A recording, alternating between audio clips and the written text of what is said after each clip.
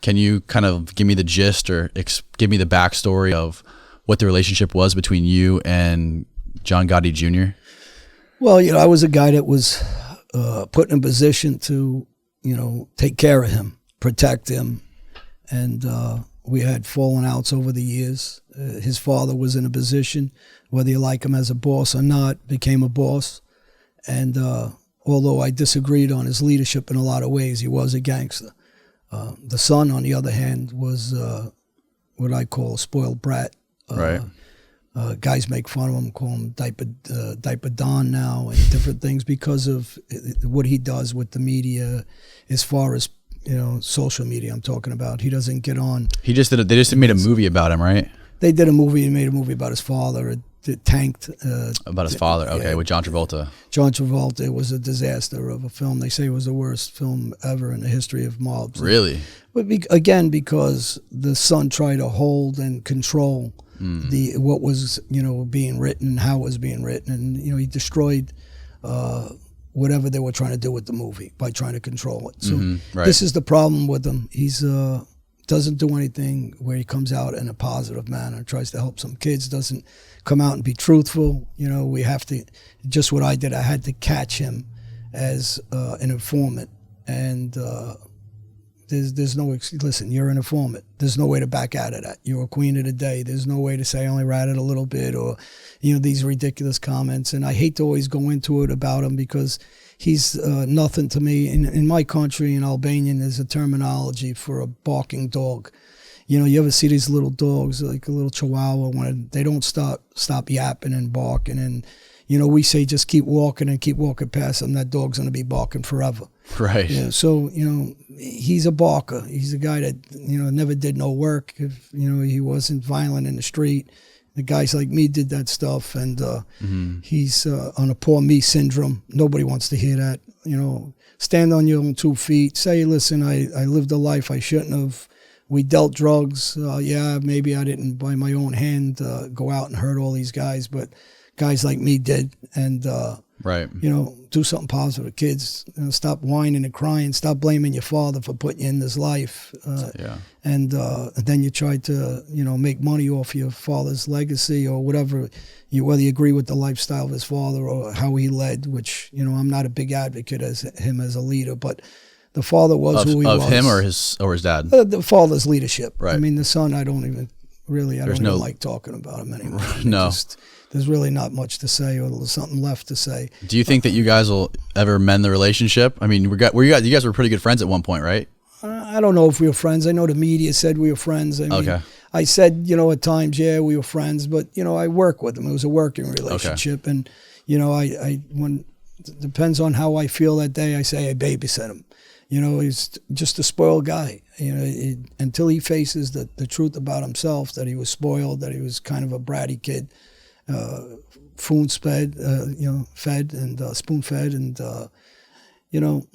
I'm not going to have too many good things to say about him until he steps up, he becomes a man and does the right thing with kids and, stops bullshitting everybody and, just say, hey, listen, if there's a way to change that you were queen of the day, I just want to know about it. But there really is no way to change that. You were queen of the day. Well, I was in penitentiaries and other guys, and you started talking, giving us up. We don't know exactly how many times you met, and we don't know if it was for years, but you were an informant.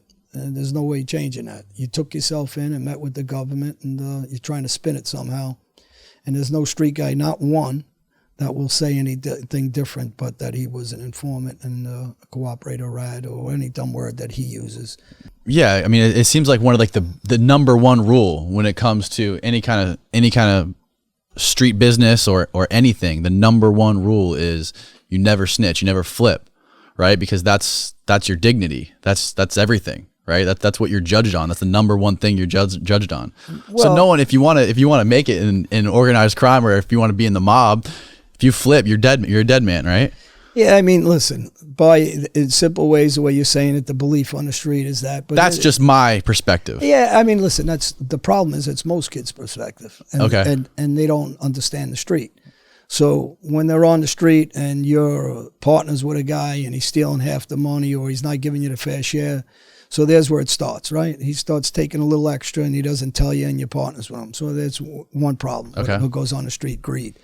Second problem is guys start stealing each other's girlfriends and women when they're not around. So that's the second part. There's the second part is no loyalty. Third part is when something dangerous goes on and it's going to be you going to get shot or he's going to get shot, you're going to run and let him get shot. Fourth part is guys are going to, as soon as they run into a little problem or their girlfriend or boyfriend or mother or father may be involved with them, they're going to sell you out to protect them. So there is no real code of honor like everybody thinks. It's garbage. And, the telltale for everything, read, I don't care what religion you are, read the Quran, read the Bible, read whatever. If you're Buddhist, money is evil, right? And this is what the problem is. Money is controlling the streets, and as long as money controls the streets, the loyalty isn't to your friend or to your partner or to an organization, it's to the dollar bill. And instead of following a path where you can make a dollar bill the right way, everybody's trying to take a shortcut, and at the same time, they're selling each other out left and right. And it's not something I'm talking about and somebody says, oh, he's full of shit. Just go look at history. Go follow religion and watch all the murders that go on through history. Yeah. Follow the wars, follow the Roman Empire, and see what everything's about. Watch a movie like The Braveheart and see what it's about, being taxed and taking money from the poor. And then it's also about watch somebody that has no money, the inner city kids, and when they get jammed up or locked up, watch how many years they get compared to some rich kid that's got the money, like Gotti did, to deceive and lie and inform and weasel his way out and pay his way. So, it's not structured fairly, and the world's not fair. So if you want to level the ground in a fair way, go to work the right way, and you don't have to worry about all those things I just spoke about. Right. And take the right path, because it's easy to take the wrong path. I mean, listen, I took the wrong path my whole life.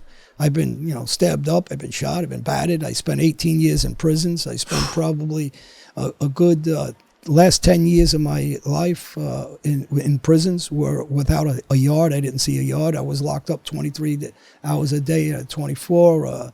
I showered 3-4 days a week at best. And I spent probably 7 years in solitary confinements.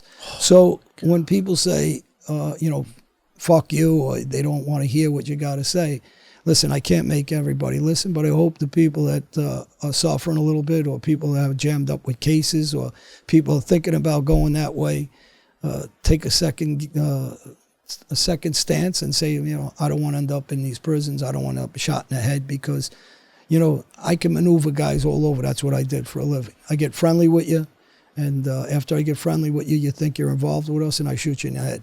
It's done just as easy as that. And if I know you had $300,000 in your house, well, there's your life was worth to me, $300,000. Your life's finished. So if you think there's a code between guys, and there's guys a lot more vicious than I am. So that's the reality of the street.